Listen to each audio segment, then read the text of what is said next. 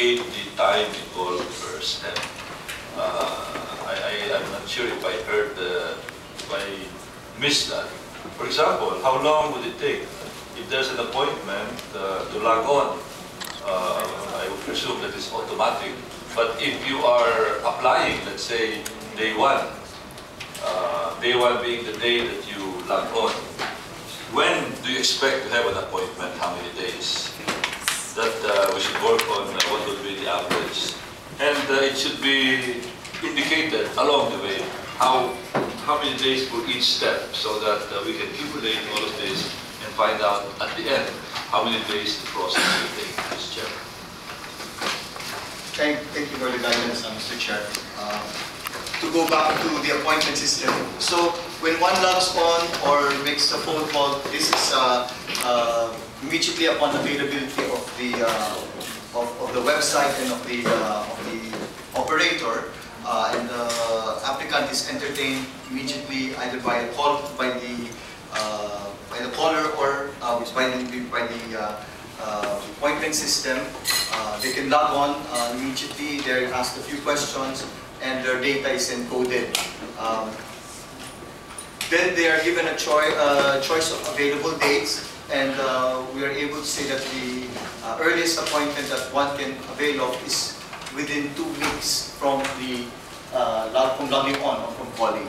So for other applicants, such as those with the OFWs, for senior citizens, they can walk in. So but generally for individual applicants, they can avail of an appointment within 2 weeks from the time that they log on or make a phone call for an appointment. And then, while this is being done, our EDP verification system is activated to check whether the applicant is in the lookout list or there's any remarks regarding that applicant. Then on the day, so let's say maximum of 2 weeks, for example, the applicant shows up at the DFA for the passport processing. Chairman, the EDP verification, may we again be advised how long this will take? May I request the presenter to indicate for every step how long it would take, so that we can add up all this. Because right now, we're talking about minimum of 2 weeks already because of the appointment process. May we request the presenter? For one applicant, for example, for EDP verification, that is done within the day that the application is made or the application is presented for appointment. So that is within the day. And that this is done even before the processing begins. Then on the day of the appointment of the applicant, processing up to enrollment takes about 1 to 2 hours. On average, our target is 1 hour, and we've been able to achieve that. In processing itself, where the person arrives on the designated hour of his appointment, this can take up to 2.5 minutes at the processing window. Okay, but waiting time because of the queue can take about 20 to 30 minutes. Then after that, the person is once the processing is completed, the documents meaning are in order, the applicant proceeds to payment, which is the cashier on the second floor of the building, and payment takes less than 1 minute at the cashiers. Again, give about queuing time for about 10 to 15 minutes. We have at least 3 cashier windows for this purpose. Going back to processing, we have at least 39 processing windows. For encoding, after payment, the person goes to encoding, is guided to one of the 60 stations that are available for the encoding, and this on average takes about 8 minutes per applicant. During the encoding or enrollment phase, the data of the person is inputted into the computer, namely the complete name, first name, middle name, and last name. the birth date and the place of birth. Then the data is captured, such as photo is captured digitally, and signature is also captured. They're just made to sign in a signature pad, and fingerprints are obtained through a fingerprint scanner. So, all in all, an applicant would complete processing, payment, and coding between 1 to 2 hours. For those who don't go to the appointment system, it is considerably less, at around 30 minutes. This applies also for those who go through travel agency assisted applications. Yeah, because we don't have enough time here. So we have a copy. Everybody has a copy of your report. And all in all, We can set the appointment. How many hours does it take? How many days? How many hours all in all? Without the appointment, how many hours? Without the appointment, our turnaround time, if you can refer to page 6 of the handouts, just to give you a summary of the process. Processing to transmission, currently we average at 3 days. Personalization to clearance is on average 5 days, and receiving to releasing is 1 day. So 9 days is our fastest.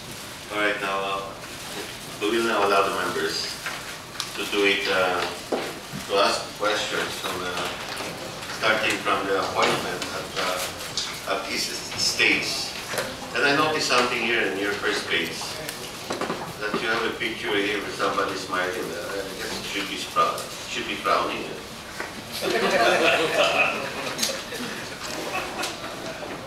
Anyway, we will now recognize Congresswoman I Corbin. think she's a passport division employee, so she's smiling. Not an applicant. Okay, so my first question is the appointment is 2 weeks ago. Why is it that it takes you that long? In the processing of your passport, that's inclusive in 2 weeks appointment. So why is it that it takes you 2 weeks for you to have that appointment? How many personnel do you have to assist, more or less, those applicants from over the Philippines, including the foreign post and inclusive of the travel agency? How many staffs do you have? For staff, for the home office, we have 270 to 300 personnel, including those in our POEA extension office. Are these contractual or all? We have a combination of regular and contractual. Because I heard also, I received also some complaint or say concern that the way you hire personnel in your department specifically, those parang yung mga what's this, janitor, something like that, parang you are trying to hire them as a part of your plantilla instead of getting those graduates who are capable to, to handle, especially in terms of passport processing. I don't know if that's true, but the reason why we ask you to submit the financial statements, more or less, for us to know how many employees, more or less, are catering or servicing, considering that we are receiving how many? 15,000 or well, ma'am, in Metro Manila, we have on average about 4,500 to 5,000 passport applicants a day. That's in Metro Manila In Metro only. But that 15,000 that you process for a day is daily, right? Daily That's for worldwide.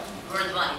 But of course, we have to consider per person or per service or your person. How many all over the Philippines and the foreign post, inclusive of the travel agency? Because if that 200 something is not enough to accommodate the number of applications or applicants servicing, maybe that's nandun ang choke point, no?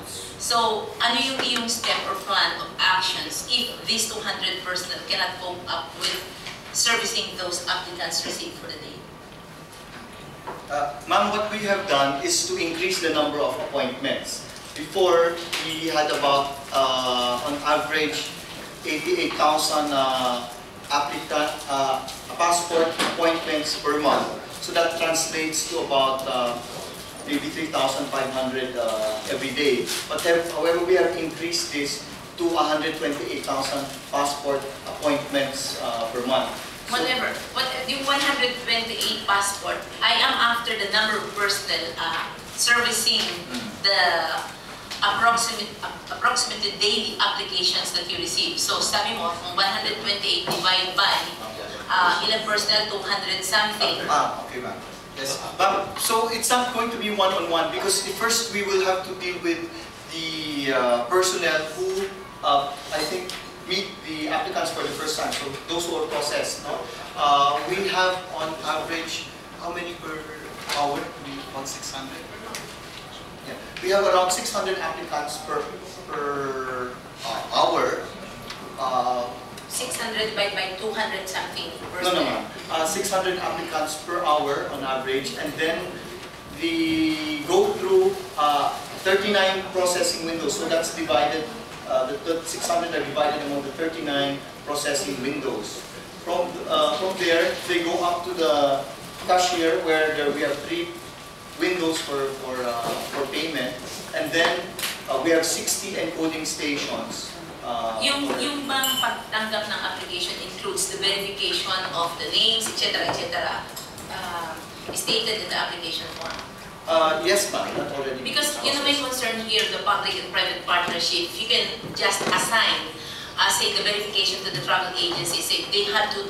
Diba? I suggested last time, if they can do the 2,000 travel agencies all over the Philippines can just verify all the application, the informations, diba? It will lessen more or less the time that they are encountering for the day. And maybe you can just include in your policy or whatever, implementing rules, or maybe policy the DFA that in case some travel agency will violate, say, something that's illegal on the processing, then you can just cancel their license, so that more or less that will reduce the number of time or period that you, for one, the DFA will encounter, and that will still reduce the amount or cost of your personnel. Kasi yung 2,000, imagine 2,000, you say sabihin natin, convert natin 2,000 travel agencies with 1 staff doing the verification. That's equivalent to 2,000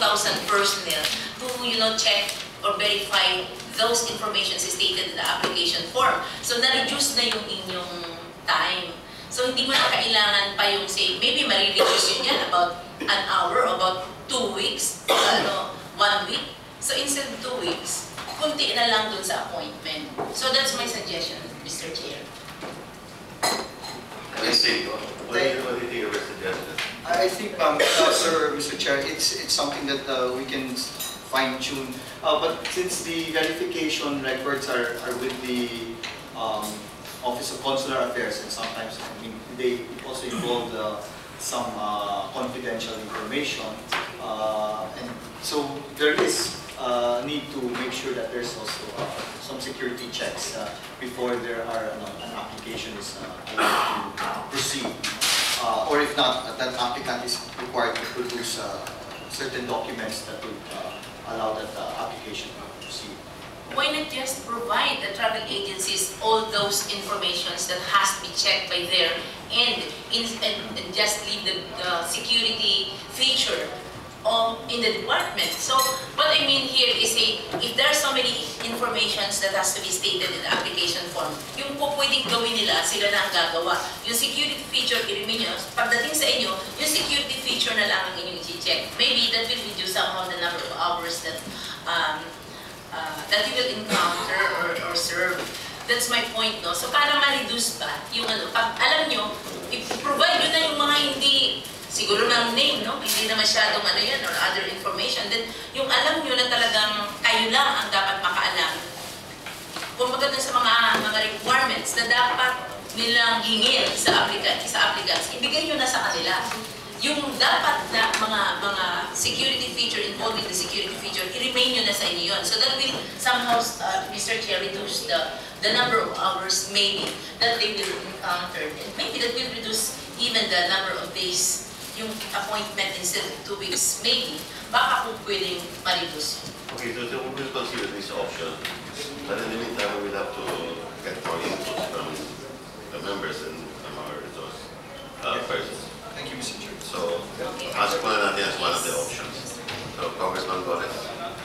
Thank you, Mr. Chairman. Mr. Chairman, I think it's very obvious that the bottleneck in the long process is in the appointment. Why it takes 2 weeks? In fact, Mr. Chairman, I got info from someone who I asked to test how long it would take.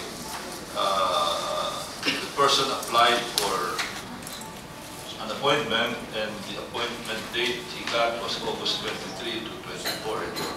So today is the 9th, so we're talking about 14 days, 14 to 15 days, so roughly still about 2 weeks. The question is why 2 weeks? This is the bottleneck, and normally a systems man would focus on this to remove the bottleneck. There are many ways of removing the bottleneck. One is by increasing the number of service centers, following the traditional mathematical queuing model. I'm sure you have that person there. You increase the number of service centers, you will speed up the processing time. Now the question is there a backlog right now in the processing center that prevents you from assigning an appointment date of earlier than 2 weeks? Now, if there is a backlog, and I presume there is, how many thousand backlogs do you have? Sir, or applications, or those scheduled for processing, how many thousand do you have? Sir, there is no backlog. What is There happening? is, because if there's no backlog, Walang complaint. then you can process immediately. There is no need for a 2-week appointment. There is. Sir, it actually is the availability of appointment slots. So that's what I mean. You know, that's precisely the problem. The availability is a backlog. If you cannot, let's say, para sa toll gate, this is like a toll gate. If there are 10 cars there, because there's only one gate, then there is a backlog, there is a log jam, whatever you call it, of 10 vehicles, and those 10 will have, in other words, if I enter the queue, I will be the 10th person. At any time, I will always be the 10th person because there's always a 10-car queue. Now, because there's only one, however, if you increase it to 2, then it will become 5 mathematically. If you increase it to 3, then it will become about 3.5. If you increase it to 4, then it will become 2.5, and so on and so forth. That is what I call a bottleneck, a log jam, waiting time. To remove that, you have to do something so that all the applications, all those who are scheduled for processing, can be handled. Let's say if you can do something that in 2 days' time, all of them will be processed. So that when there is a new applicant for appointment, that applicant will be the next in line already, or maybe next in line for 2 days instead of 2 weeks. But you have to remove all those applicants in the queue, in the toll gate. You have to remove them by increasing the number of service centers. So can you do that? Okay. Thank you, Mr. Chair. Yes, sir, that is true. It is really an issue of capacity. The ability or the capacity of our, let's say, of our personnel to be able to process several thousands of passport applicants will determine how long a person will be able to obtain an appointment. Yes, because according to your presentation, it takes around 2 hours from processing to enrollment, Yes, sir. 2 hours. So if a person is working for 8 hours, then that person can handle 4 applicants. Tama yun? Tama, no? So 4 times 39, let's make that 40. Your service center, your toll gate, with 39 gates can handle 1,600 applicants in 1 day. Because sabi mo 2 hours lang eh. Sir, it also includes both the 2 hours, includes both actual processing and the queuing time, sir. But whatever, it's still the same. And sir, it's true. Yes, sir. I understand the point that you're making. That there is a need to increase the number of Sa toll gate, no? Pag chichismisan yung mga nasa toll, Madali. Yeah. pabagal ka agad yan. Now, that's just like in immigration. The difference between the immigration here in the Philippines and the immigration, for example, in Japan, is that in Japan, they just use a chop, or in Hong Kong, chop lang. Wala nang initial. So that chop, it's a less than 1 second process. It speeds up immediately the queue. As compared with the Filipino immigration officer who will have a stamp pad to indicate the date, pero mag-i-initial pa siya. And that will add about 3 seconds. Yung isa 1 second lang, isa 3 seconds. That 3-second difference will result in a queue. It will result in a long processing time. Kaya makikita mo, mahaba ng pila sa Hong Kong, matatakot ka pag dating mo lang, akala mo, it will take you forever. Basta nakita mo, bilis-bilis. Because they have a system. Unlike here, pag stamp pad niya, pipirma pa. Tapos may chismisan ba doon sa kabila? You see the difference. So dito, 2 hours, I'm assuming 2 hours. So your station with 39 can handle about 1,600. How many applicants do you have right now? Sir, on average, let's put it at 5,000. So A day. 5,000 4,000 to 5,000 A day. days. a day. In Manila alone. Huh? Manila alone. Manila. In Manila. In other words, if your station can process 1,600 in 1 day, pero 5,000 ang pasok, what you're doing there is that there's always a 3,400 balance every day, and that will pile up. Parang again back to the toll gate system. The person can handle 1 car in 10 seconds, but every 10 seconds there are 2 cars arriving. So pahaba ng pahabain niya. You see my point? Yes. Kasi 5 seconds ang process, ang 10 seconds ang processing time niya, 5 seconds ang arrival. So ganun ang mangyari ito. You're talking of 1,600 every day, but the arrival, by the way, that's a technical term for a queuing model, is 5,000. So you will have a backlog, you will have a log jam, you will have a queue that will tend to get longer and longer and longer. So yun ang problema mo yan. So now the problem si Jevon apparently is to add to the number of processors. And if you don't do that, you can never solve this. Unless there's a way that you can speed up the processing instead of 2 hours, make it only 1 hour. So why would it take 2 hours, for example? Because by decreasing it to 2 hours, then you increase your processing capacity to 3,200. Sir, if I may, on average, our processing time is 1 hour. We only put 1 to 2 hours to shoot to That get is allowance. your problem. Masyado malaki allowance ninyo. You are not a time and motion man. You are giving a 1 hour processing time, a 2 hour standard. You are giving too much about allowance. Kaya hindi gumagalaw yung mga tao. Because binibigyan nyo masyado malaking allowance eh. If I'm in the owner of Slex, for example, and I tell the 5 seconds, pero okay lang for 1 minute. You should know it's the mercury one. That's, you know, time and motion is precise. Hindi pwedeng yung 1 hour, gawin mo 2 hours. You are giving it a 100% allowance, and your standard is too slow. Kaya, nag-build up talaga yun. binibigyan mo masyado allowance yung mga workers mo eh. I hope you see my, Mr. Yes, Chairman, I hope you see my point, that a 1-hour standard, but then you accept 2 hours, talagang mahina ang standard nyo, pag gano'n. Yung 1 hour, you make it 2 hours, then you double your queue immediately.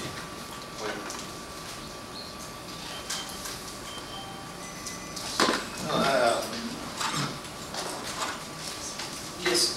You understood what I was Yes. trying to say. Anyway, the problem is we need more windows Yes, sir. to process it. So you It need means more windows more, to more manpower, And, Want to maximize and better time management. and better time management. That 1-hour standard should have an error of maybe plus or minus 10 seconds only.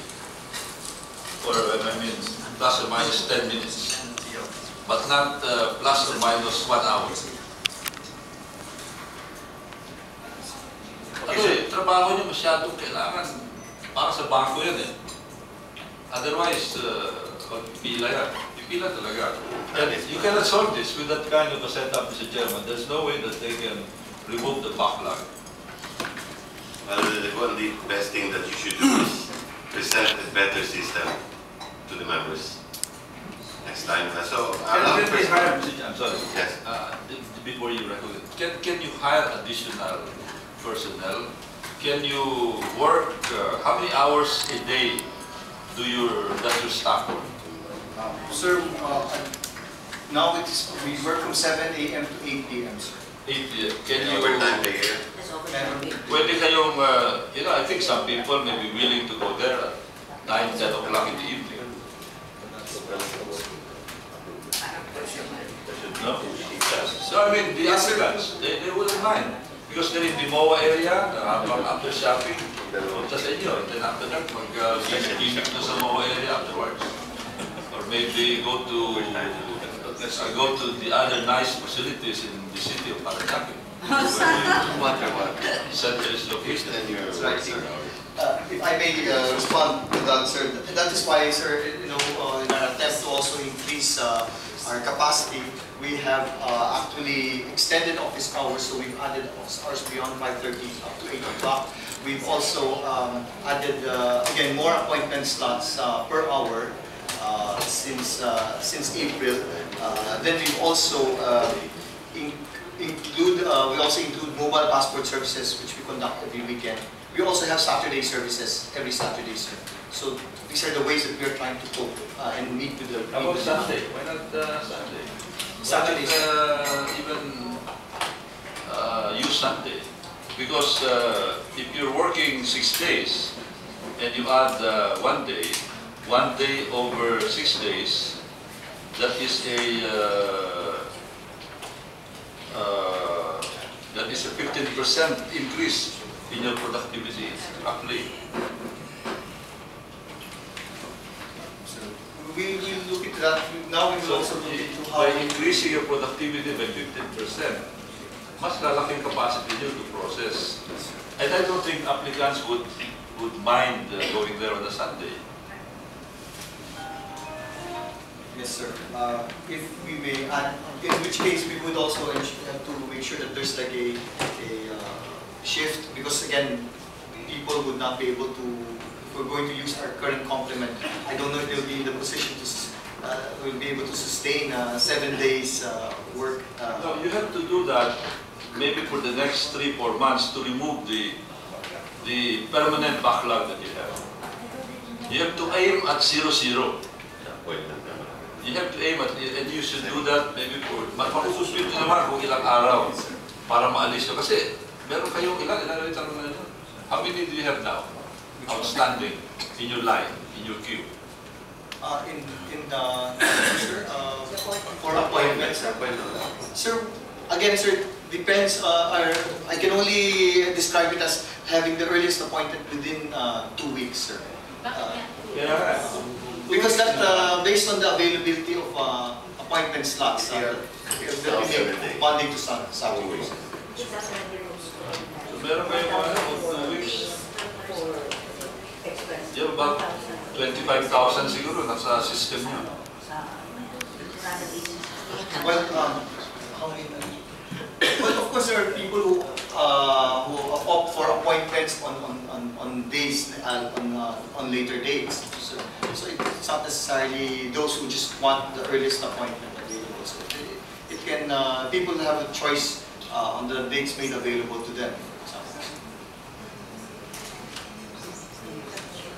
Actually, Mr. Chairman, what they need in the passport division is a good systems workshop where you impose on yourself a tougher standard.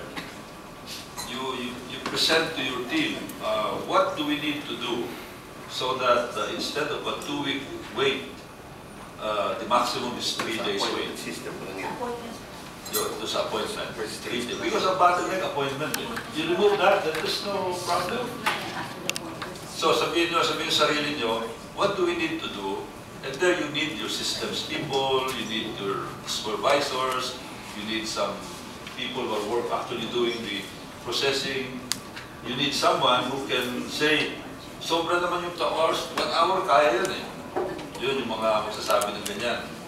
Because some people will say, hey, kailangan mo 2 hours. Medyo ano yan, substandard sila. Yun ang kailangan nyo. And really work on this. You know, nakakaawa yung mga aplikante.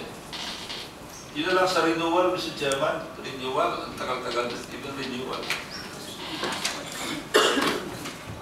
Alright, so this is what we do now, actually, because there are a number of members who will be questioned, who will be choice out questions. Yes, correct. Just I have to acknowledge, recognize you. Let me first introduce Congressman Kaloy Padilla and Congresswoman Senia Ampin. Okay, just a little contribution to the Golez argument, Mr. Chairman. So instead of starting at 8, why not start at 6? You know, last month I went to the US Embassy for the renewal of my visa. 5:30 I was already there, and I was surprised. People were already queuing, and they were already working. So for all you know, it's even faster for your people to go there at 5 kaysa yung hit the 8 o'clock time to start the office hours. So, compare din lang kayong shifting, start na yun na 6 o'clock. Just a little thank you. Okay, so we'll proceed.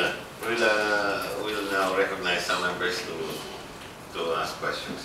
Congressman Subiri. Thank you, Mr. Chair. Okay, we'll begin at the beginning. No? For passport applications, the main office is that one at the Office of the Consular Affairs. No? I've been there actually. I've gotten my non-diplomatic passport there lined up. Okay. Yes, I have. No, my e-passport. That's right. I wanted to ask you again. Let's go back to the basics. How many people do you get on a daily basis? Apply. Sir, we 6,000. 5,000. More or less 5,000 daily. Average. Okay. How many people do you have processing this? You said about 60. Yes, for encode, we have 60 encoding stations. 60 stations. 60 stations, how many people? 60 people, and then we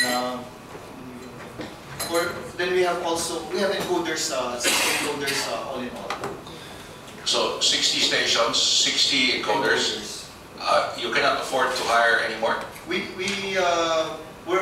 looking at that, sir. How we can probably hire, but then we will have to get appointments at clearances for that. I will concur with someone who is schooled in operations research and the former Postmaster General right here, who knows how to make things move faster. I would like to recommend also that yes, maybe you can make the hours later, but hire more people so that it's not the same people working for 12 hours on a daily basis. And then maybe Sundays. And maybe work also on Sundays because that is a big contribution. You will remove the bottleneck if you can do that. Very simple, really.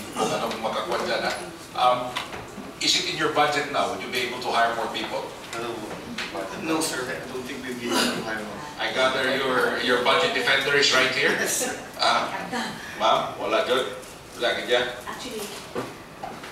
Actually, what they do is they have really a budget for passport processing, right? Yes. Madam Perez. But it's not enough. No? So to augment it, if I remember right, is that what you use in the passport fees goes back to the general fund, right? So you can't use it. So what do you use in order for you to augment with these people that you have now? What finances do you have? Thank you very much. What we have right now is the what we call passport revolving fund, and that is the express fee that the people pay, and that is where we are sourcing now the salaries and overtime of the contractual people, majority of which are in the consular office. So, Mr. Chair, associate here, Ms. Subiri. So how do we tackle things like that? I mean, they have enough people right now, but I don't think they have, we're asking them to be supermen. But I think their backlog has gone down a little in passport processing, right? But not in your appointment line. That is where the backlog is, the bottleneck is. Do you still have a big backlog on your appointment lines now? Since March to June? Well, we've been able to reduce it. Before, the waiting time was much longer, even reaching 2 months. But we've been able to reduce that to 2 weeks by, again, making sure we've added, we've extended office hours, we've added, we've also included, we've added more appointment slots per day. And then we have our Saturday services. So that's how we've been able to reduce the time for waiting for an appointment. May I also ask, when you say 2 months, are you talking about more than 60 days exactly, or Thereabouts, yes. or a little higher? At one point it was higher. It was higher, okay. The other thing I wanted to ask is, do you vet these contratistas that you guys get in terms of their background? Do you do a background check to make sure that you can trust them with passport processing? I guess.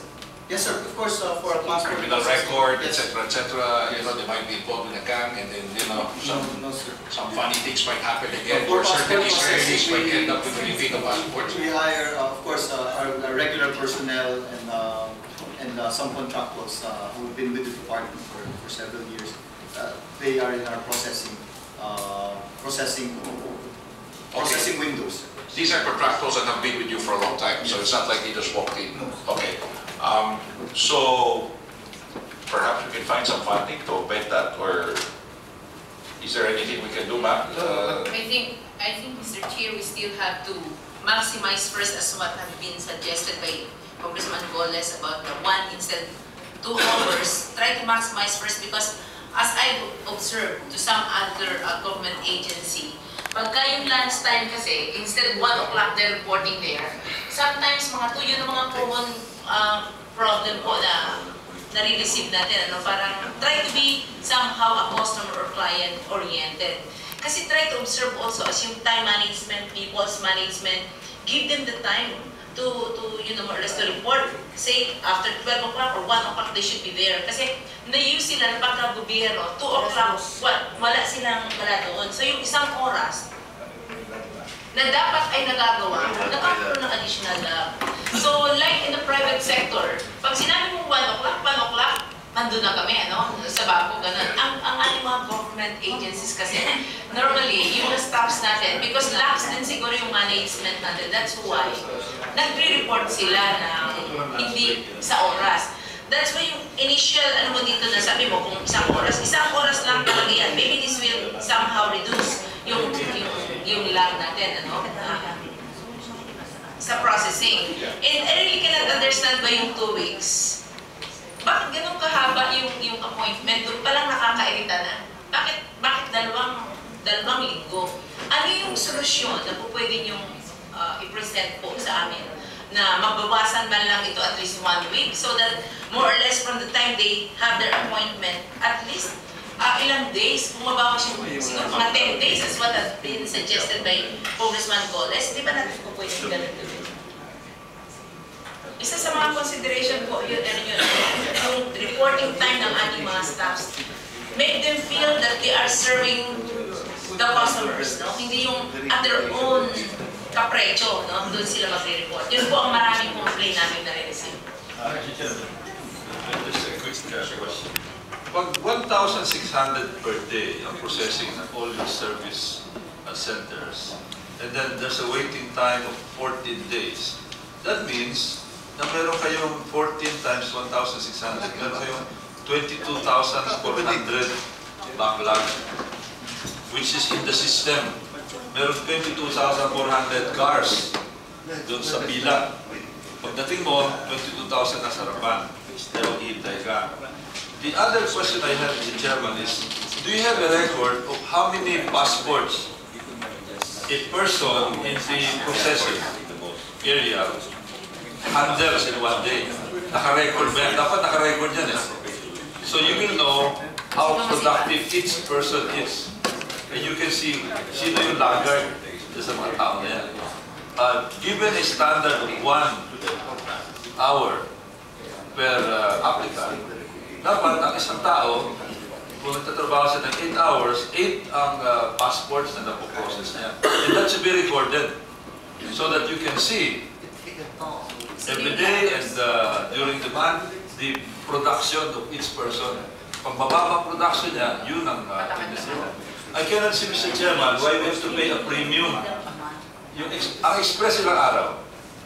10 days. Imagine, 10 days, you have to pay a premium for 10 days, which in my opinion is already excessive.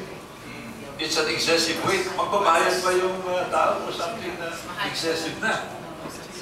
Which is already, in my opinion, Mr. Chairman, is already way beyond a decent standard. Dito, looking at this, a decent standard would be 3 to 4 days. Pero in 10 days, magbabayad naman extra. Sobra na yung ano eh. Maybe for the Congressman, there is already a suggestion from the Congresswoman Fortuna that we can utilize also the services of those accredited travel agencies to do the validation. In the first place, they will not stake their reputations. I mean, just for one passport, sisirain na nila yung reputation na, yung capital nila, their credibility. If I may, sir. Yes. I still have the floor, if I may. Yes. Yes, sir. Thank you. No, before we get to that, because I'd like to get to that, no? Pag nagla-lunch break ko, what do? Do you do a split system, 30-30, or 20-20-20, or what happens when there's a lunch break? Mr. Chairman, if I may, we do not have a lunch break, sir. So, What happens is that people take turns having lunch, and we continue to serve the applicants, and we don't close the windows or the encoding station. so all 60 are open? Yes. So they're just taking shifts inside? Yes. So how many personnel manning it exactly, you said? You said 60 a while We ago, had, but you have more, you should have more than that. We have others, of course. What we do, we have relievers from other offices. I was going to say you have relievers, no? But these guys are working 12-hour days, right? 6 days a At week. least minimum 8 hours. Okay. The other thing I wanted to mention is with regard to the travel agencies, ma'am. The problem with that is that could become a security problem. But what I'm suggesting is all those information that's been stated in the application form, ibigay na nila yun sa travel agency. Doon, security feature, yun na lang ang sa kanila. So pagdating na encoding, ang titingnan lang nila is the security feature. I mean, can I say something about that? I don't know if this is right, but since I've been handling DFA for the last 5 years, we've been having this kind of problems. I mean, they've been having this kind of problems, and we suggested that before. But I think before they used to do that, and they had accumulated a lot of problems. Because these, because as I said, some of these travel, I'm not saying all, but these travel agencies, they do state their name. Maybe because they have no strict policies or something like rule between from their end. But once there is an implementing rules, and say legally speaking, if one travel agency say commit something illegal, then cut and cancel the license. Baka kulang lang yung implementation on your part or say yung implementing rules. Mr. Chair, just I'd like to explore that further. What could you say about that, please? Sir? I think there's a way we can continue to improve the relations that we have with the travel agencies. Maybe there's some areas of cooperation that we have not yet explored, and I think we continue dialoguing with them and finding ways to Kailangan meron kayong mga memorandum of agreement that lahat ng agency na nagkamali, immediately wala nang explanation. Cancel ka agad. Diba? Kasi make the owner of the travel agency or the manager whatsoever be legally responsible. Yung kailangan meron siyang, what's this? The manager or the owner should be responsible. Okay, so, excuse me. Mr. Chairman, can we ask the travel agents to respond to this? Of course, we'll ask permission of because they're supposed to be next. We're just pursuing. That's it, okay with you? Okay. Yeah, now you're now recognized. Please identify yourself. I'm Marciano Ragasa. I'm the present trustee of the Philippine Travel Agencies Association. I would like to agree with both Your Honors Cantuna and Zubiri. I would not actually trust everything to the travel agencies. Unfortunately, there are many bad things in the industry that I won't risk that. But given the securities that you were saying, that we will only up to the usual features like names, that is actually happening now. So I don't think that is something new that we'll have to do.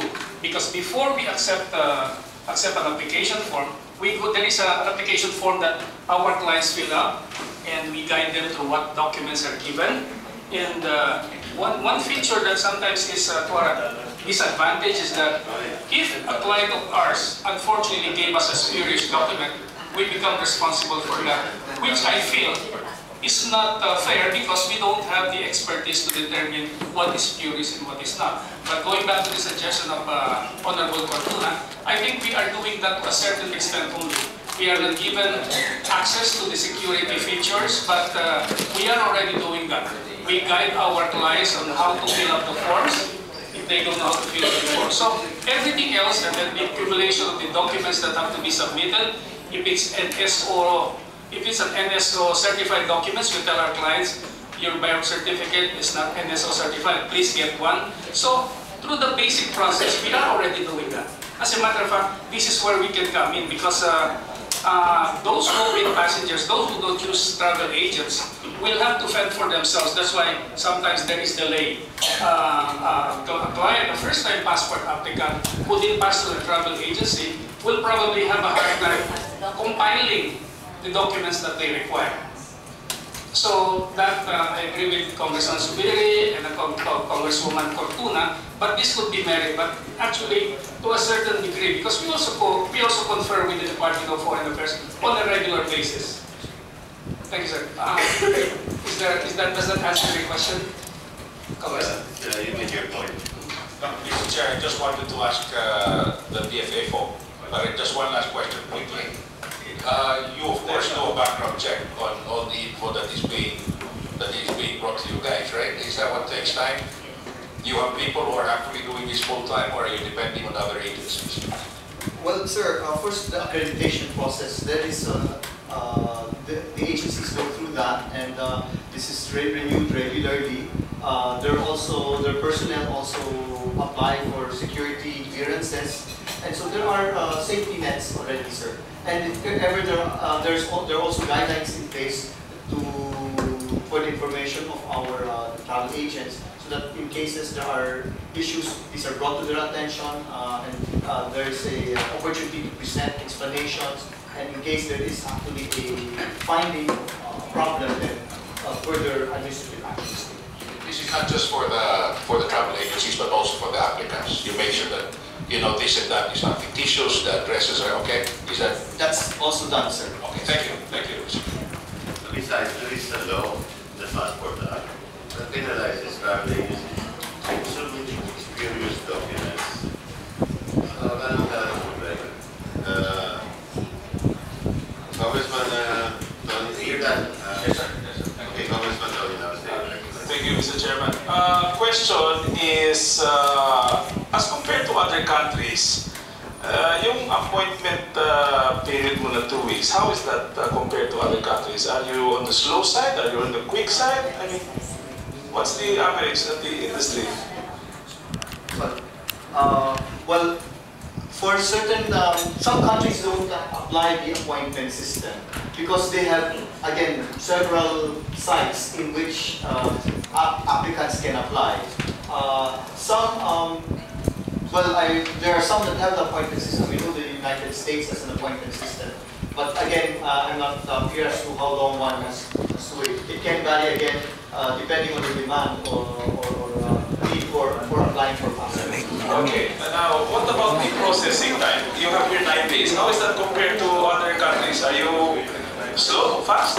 I think, sir, when it comes to e-passport, it again depends. I'd like to compare it first, make sure that we compare it with the country, a sizable country. Again, depending on the resources available to that country, I know that there are some countries that can issue it in 4 to 5 days. There are some others that do take some weeks before it is issued. Again, it depends on how the volume of passport applications, the capacity of the passport issuing authority, and also the